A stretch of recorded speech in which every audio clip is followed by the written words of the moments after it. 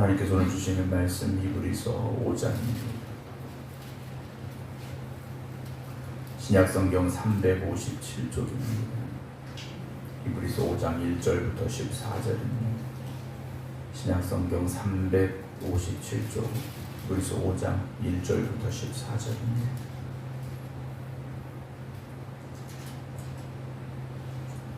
대제사장마다 사람 가운데서 택한 자이므로 하나님께 속한 일에 사람을 위하여 예물과 속죄하는 제사를 드리게 하나니 그가 무식하고 미혹된 자를 능히 용납할 수 있는 것은 자기도 연약에 휩싸여 있음이라.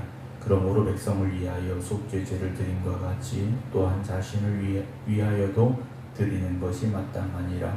이 존귀는 아무도 스스로 취하지 못하고 오직 아름과 같이 하나님의 부르심을 받은 자라야 할 것이니라.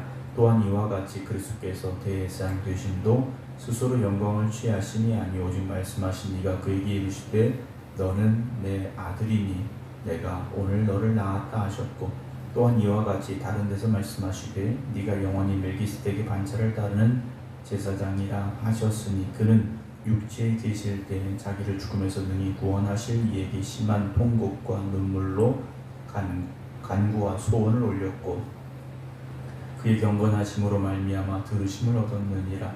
그가 아들이시면서도 받으신 고난으로 순종함을 배워서 온전하게 되셨은즉 자기에게 순종하는 모든 자에게 영원한 구원의 근원이 되시고 하나님께 멜기스덱의 반차를 따른 대제사장이라 칭하심을 받으셨느니라.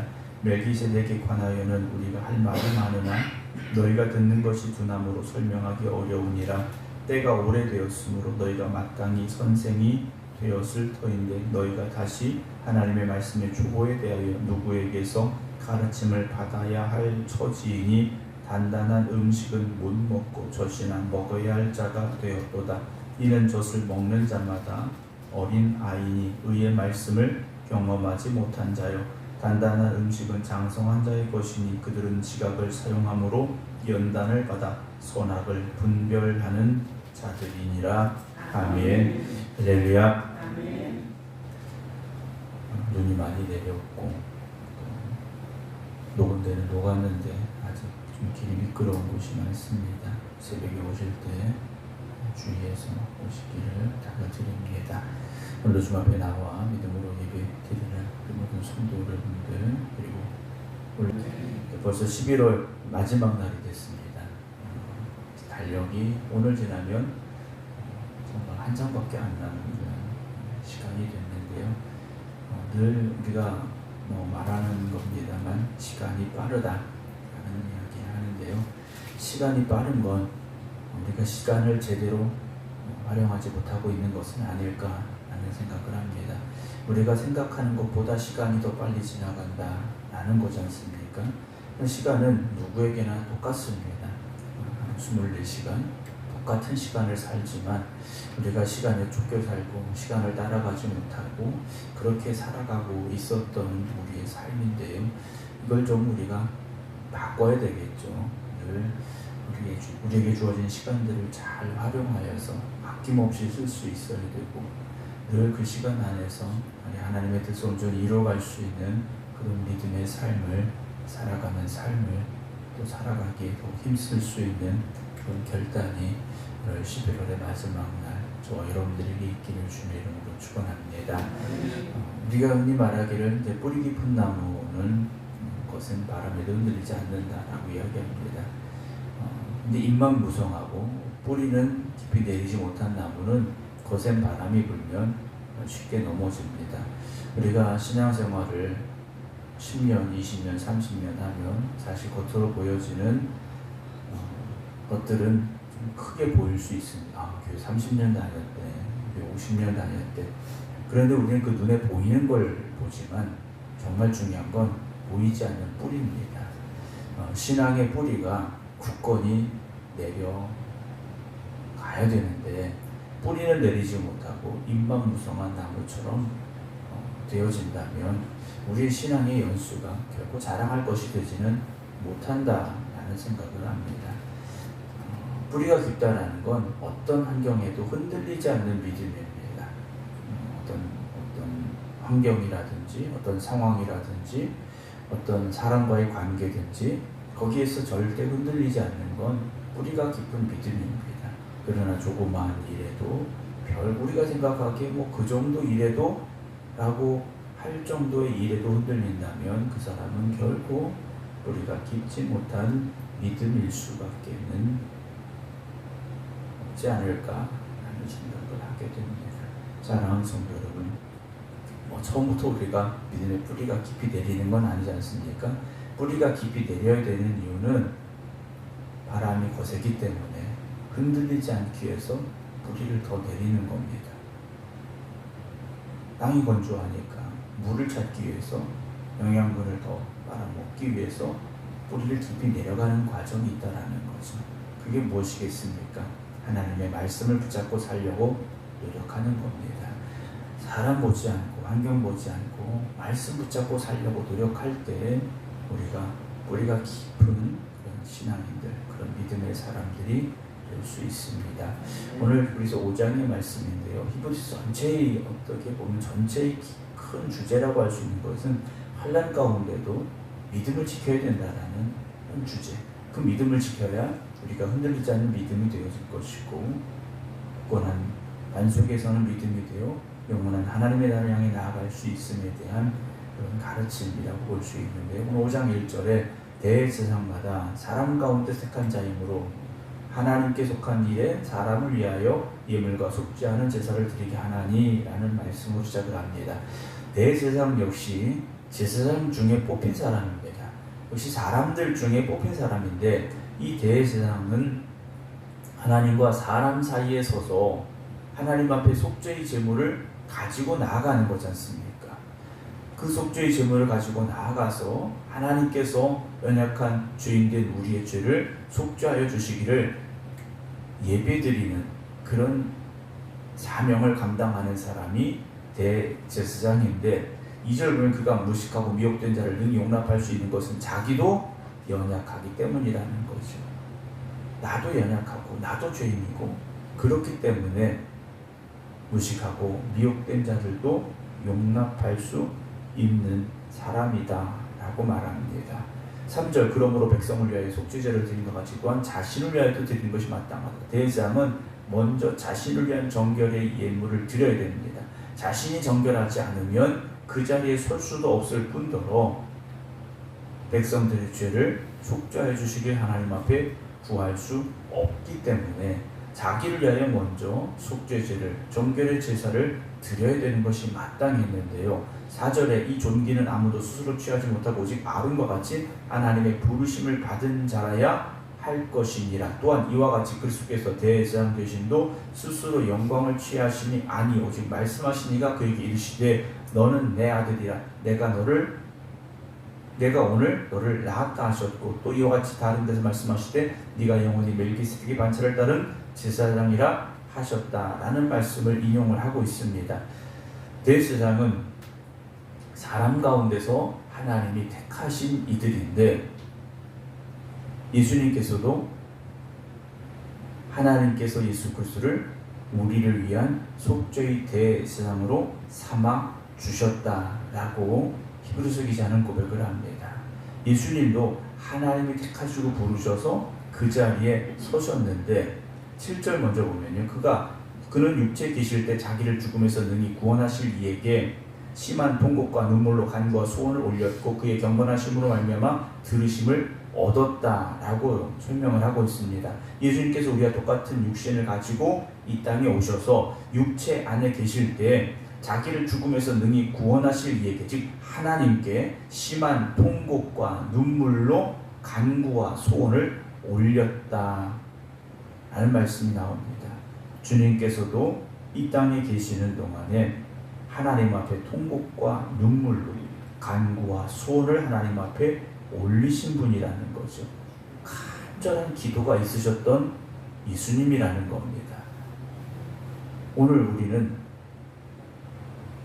하나님 앞에 심한 통곡과 눈물로 간구와 소원을 올려야 됩니다. 근데 어떤 이들의 기도는 그렇지 못한 기도가 있습니다. 나는 청구서를 내밀고 하나님은 그 청구서대로 행해 주셔야 되는 분. 나는 도깨비 방망이를 비두르고 하나님은 내가 명령한 대로 하셔야 되는 분. 이렇게 착각하는 경우가 있다라는 거죠. 그렇지 않다라는 거지 않습니까? 주님도 그의 경건하심으로 말미암아 들으심을 얻었다라고 되어 있는데, 이게 경건이라고 되어 있는데 다른 표현을 쓰면 경외라는 단어를 쓰는 게 더 맞습니다. 예수님께서도 하나님 앞에 하나님을 경외하심으로 말미암아 하나님께서 주님의 그 통곡과 눈물로 간구와 소원을 올렸을 때 들으심을 얻었다 라는 설명을 여러분이 드리는 게 더 나을 것 같아요. 오늘 저와 여러분들도 아브라함이 가졌던 하나님을 향한 경외가 있어야 됩니다. 하나님을 향한 경외함이 있어야 된다는 거죠. 여러분, 그렇다면 그런 마음을 가진다면요, 우리의 신앙의 모습은 달라질 수밖에 없습니다. 그리고 달라져야 된다는 거죠. 하나님의 말씀을 내 생각으로 해석해내는 것이 아니라 하나님의 말씀은 하나님의 말씀으로 그대로 듣고 순종하는 것이 우리에게 있어야 됩니다.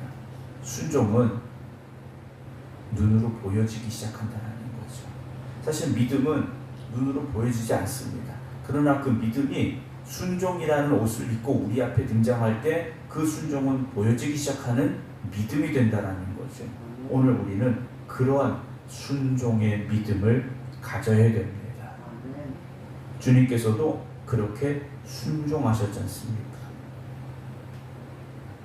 어떤 순종을 하셨습니까? 8절, 그가 아들이시면서도 받으신 고난으로 순종함을 배워서 하는 표현이 나옵니다.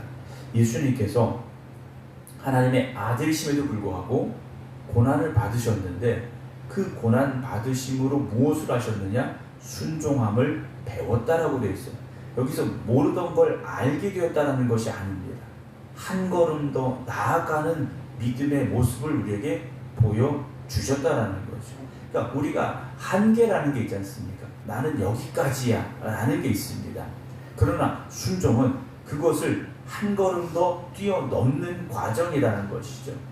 하나님께서 아브라함을 부르셨을 때 아브라함이 그 부르심을 받았을 때 창세기 12장에서 대단한 믿음의 사람이 아니라는 겁니다.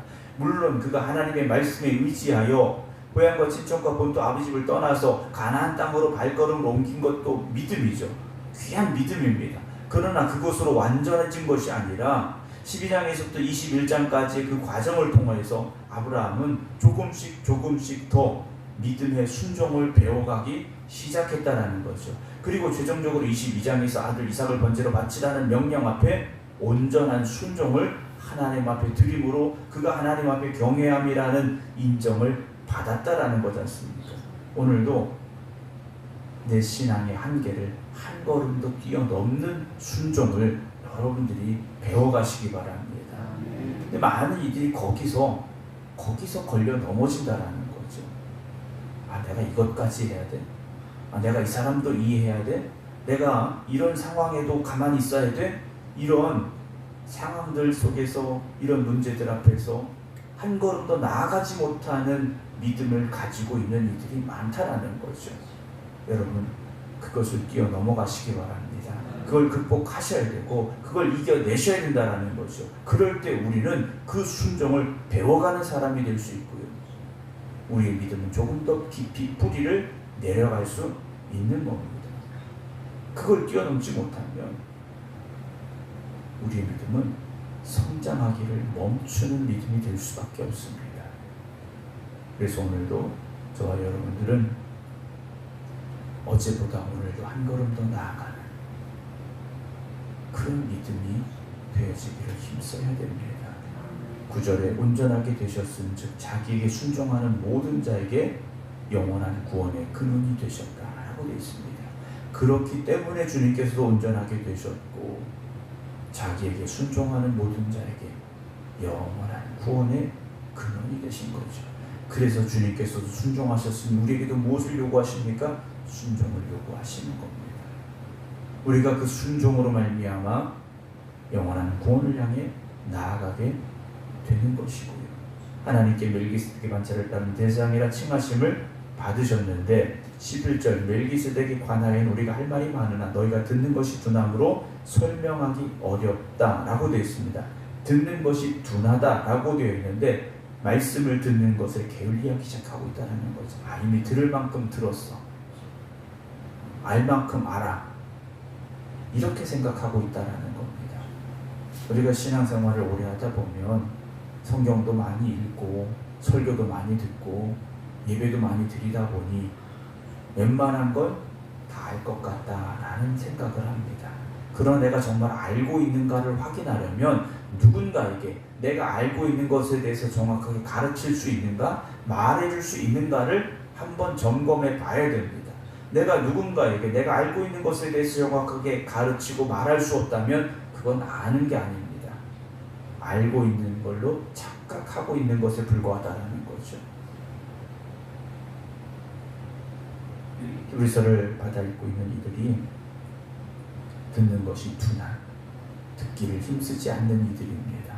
그래서 설명하기가 어렵다라고 말하고 있고요. 12절에는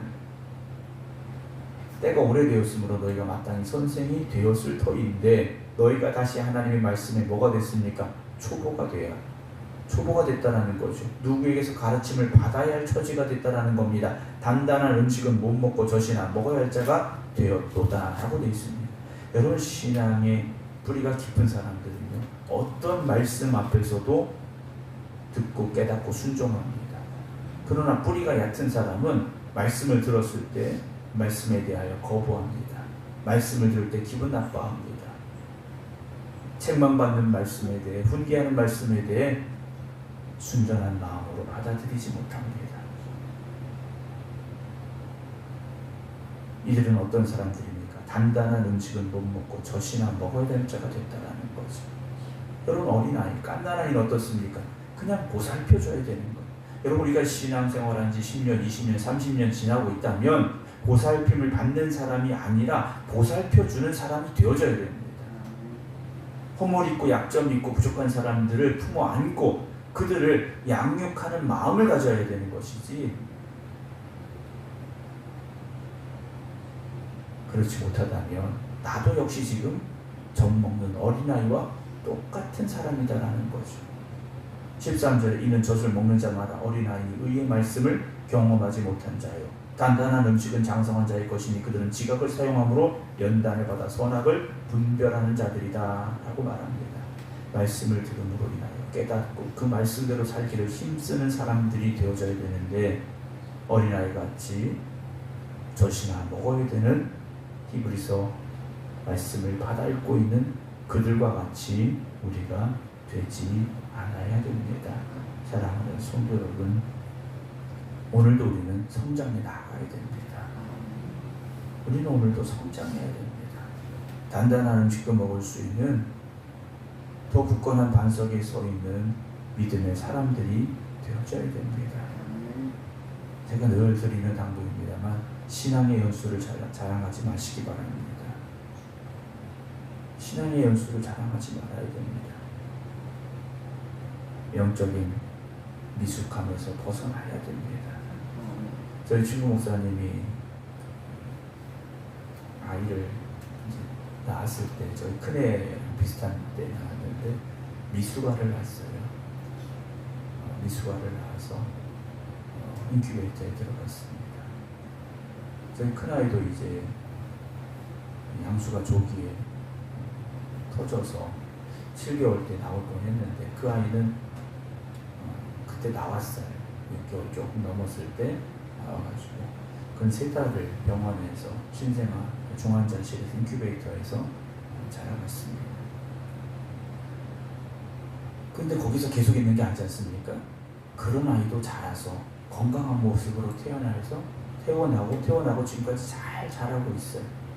그런데 어떤 이들은 10년, 20년 그냥 인큐베이터 안에 들어가 있는 그런 미숙한 신앙을 가지고 살아가고 있습니다. 그런데도 뭐합니까?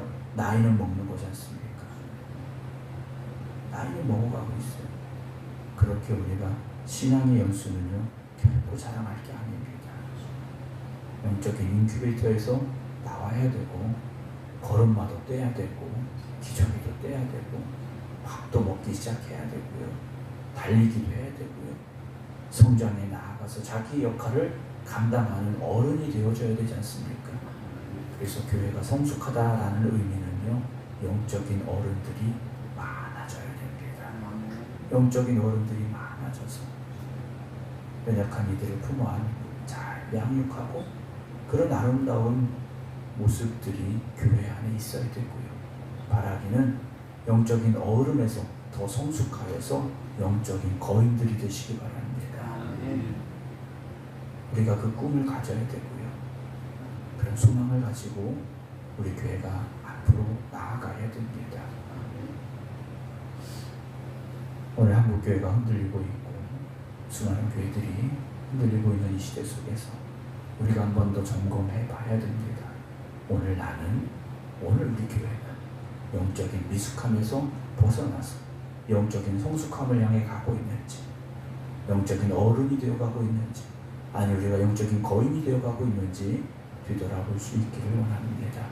오늘 이 새벽 하나님 우리를 더 새롭게 하시고 우리를 더 강건하게 하시고, 그래서 하나님의 말씀 앞에 온전히 순종하는 아브라함과 같이 하나님을 경외하는 믿음의 자리에 서기를 원합니다. 함께 기도하기를 주님의 이름으로 축원합니다. 기도하겠습니다.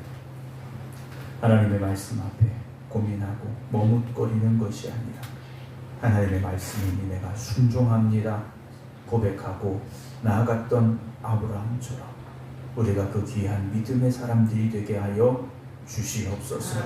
십자가의 죽음 앞에서도 눈물로 기도하였지만 하나님의 뜻이 이루어지기를 고백하며 순종함으로 나아가셨던 예수님처럼 우리가 나아가기를 원합니다. 영적인 어린아이에 머물러 있지 말게 하시고 영적인 성숙함을 이루어가게 하여 주시옵소서. 그래서 우리 생각교회 모든 성도들이 믿음의 뿌리가 깊이 내려가게 하여 주시옵소서.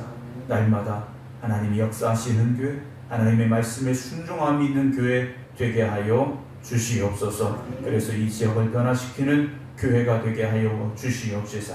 빛과 소금의 사명을 감당하는 우리 교회 되게 하여 주시옵소서.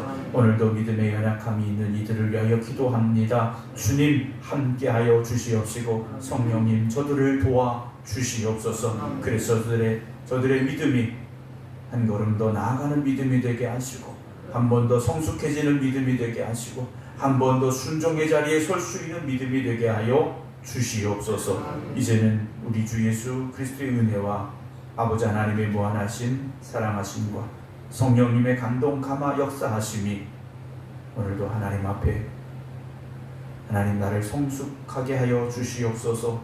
내가 더 성장하게 원합니다. 기도드리는 모든 성도들 위해 이제부터 영원토록 함께 하시기를 간절히 축원하옵나이다. 아멘.